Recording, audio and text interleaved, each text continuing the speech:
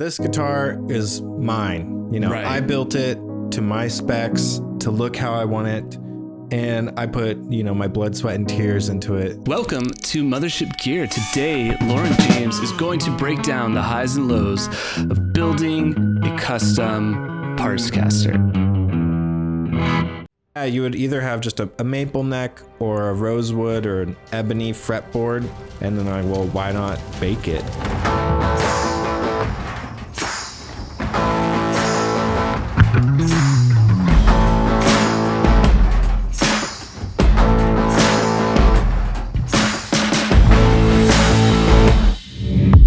It's tough because you think, oh, I'll build a guitar, I'll buy all these maybe cheaper or more cost-effective parts, something that's used, I'll save money.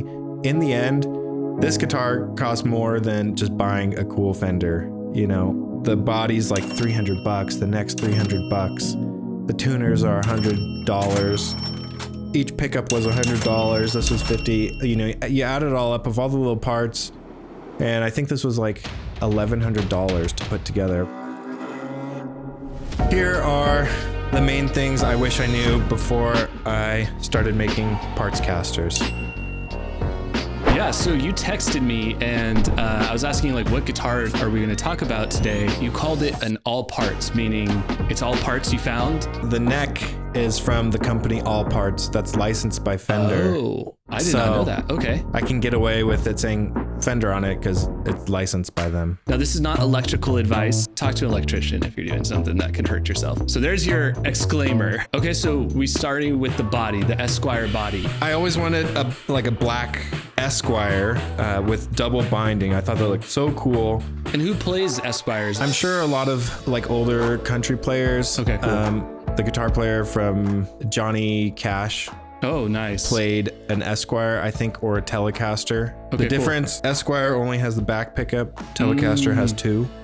Got it. So this didn't have a big pickup right here before. Sweet. I was just rocking one pickup. But that's the beauty about a Partscaster. You can change it and don't feel bad. So I found this body from a company that does this medium Relic. So there's a little scratches and stuff because I didn't want to feel bad if I dropped it. Right. Or hit it with a tool or a soldering iron while I'm working on it. Mm-hmm. So I got this body and then I wanted a maple neck, and this is a roasted maple neck.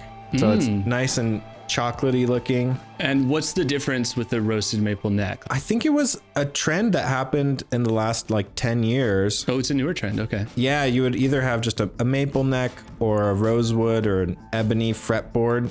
And then why not bake it? And so now it's this darker, cool color. Maybe has some different tonal properties because it's dried out.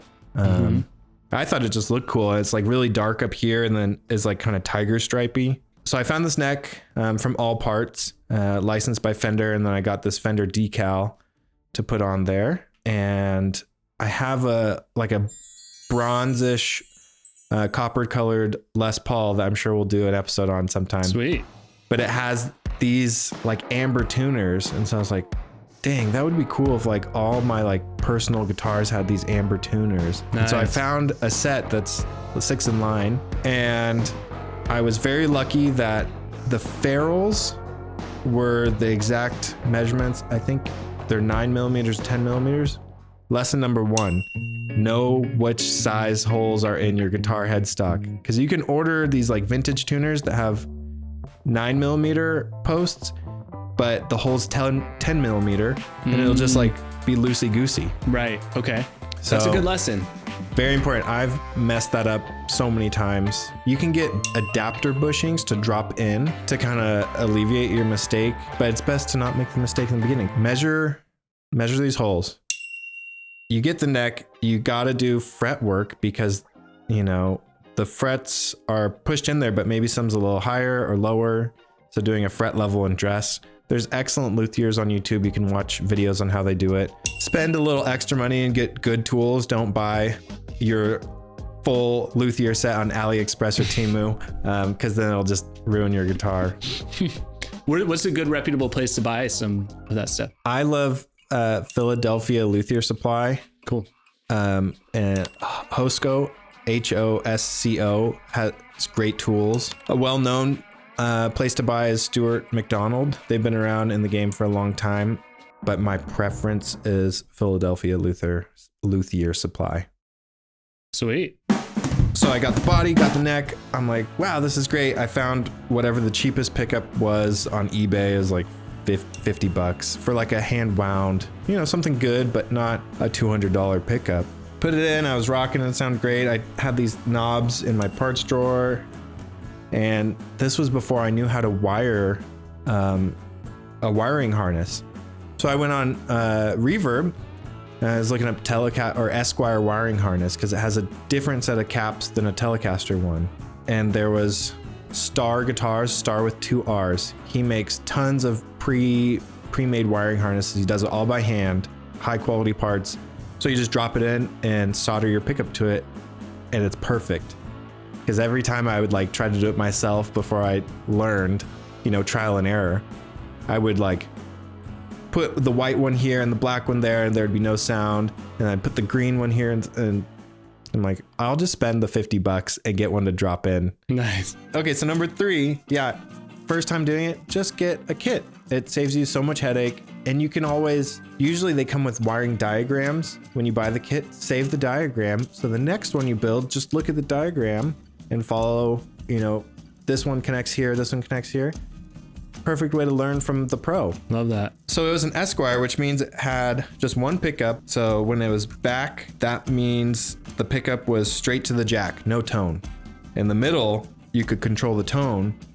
And in the neck position, no pickup, it had like this dark cap, which was like way above my pay grade to like know how to wire that back when I made this. So it was sweet. I was loving the guitar, playing great. On Craigslist, I saw this guy had another Telecaster body with 2 pickups made by TK Smith, and his stuff is really rare, really hard to find. They're like Bigsby style pickups. So I rushed over there, got it. We were chatting, having a good time. And he's like, well, I got another one. And he pulls out this black pickguard with this Charlie Christian style TK Smith pickup, which is also rare.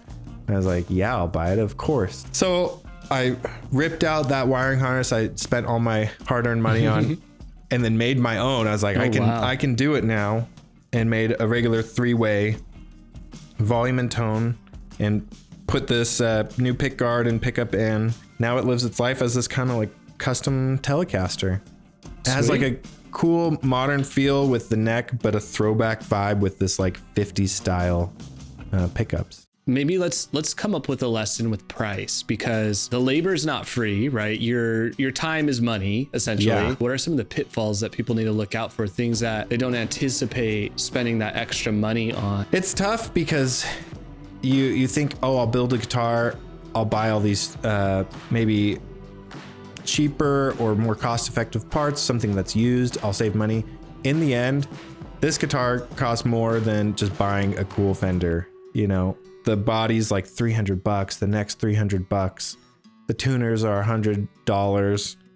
Each pickup was $100. This was $50. You add it all up of all the little parts, and I think this was like $1,100 to put together of premium parts, not counting any time spent, and the setup. Lesson number. We're probably what 4 are we on, or like 5? 4 or 5, yeah. Setting up your guitar, you can put all this stuff together. And if it's not set up, it'll play horribly. You got to adjust your truss rod, cut your nut, fret level and dress, intonate your saddles, set your action. Bunch of things you got to do to make a guitar feel and play good. Right. Which can be a huge learning curve for some people if you haven't done it before. Luckily, YouTube exists and has all that stuff now. But, you buy this $300 body and this $300 neck, but maybe the neck pocket is the wrong size, or it's not deep enough, and now you can't set your action low enough, and it's horrible unless you own a template and a router, or you shim it. There's so many minute measurements you have to be aware of, and maybe once you take into account all those measurements, you can't get the budget $50 body from Johnny's Body Shop or something.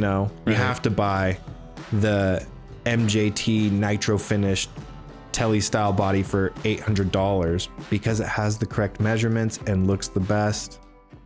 Maybe play a little bit of it for us real quick. Yeah.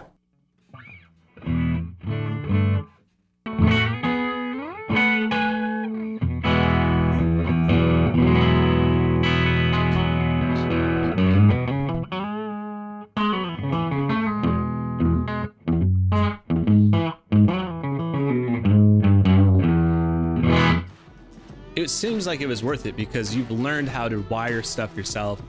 And now if you were to build another guitar, it would probably be more fun for you just because you've already kind of learned from those mistakes and you have a great guitar that sounds great. So absolutely. And this guitar is mine. You know, I built it to my specs to look how I want it. And I put, you know, my blood, sweat, and tears into it. So there's a special bond. Every instrument has an emotional attachment with its owner or next owner. And so building one for yourself is so awesome, but building one for profit, not so awesome. Right. I think that's the distinction right there. It's like, if you're going to try and build one and then sell it, that's going to be tricky. I don't see a Partscaster going for $1,500 unless you are super awesome at making it look the best ever. But even then, you should just make your own guitar. Right. Change the headstock, change the pickup position, put a Bigsby. I think I've made like 13 Telecasters or Esquires, and I started doing them with B and G benders. So you could be playing in palm bend and bend your B string or your G string.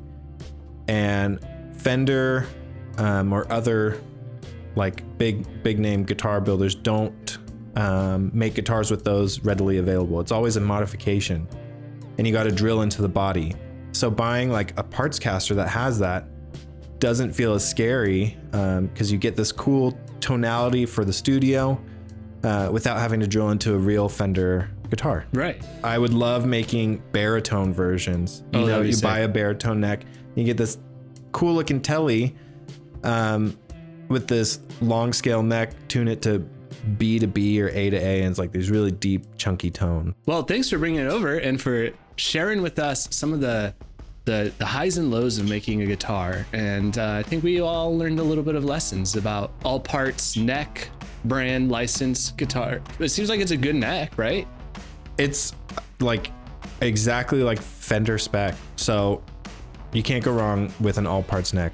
I would highly recommend it. Feels great.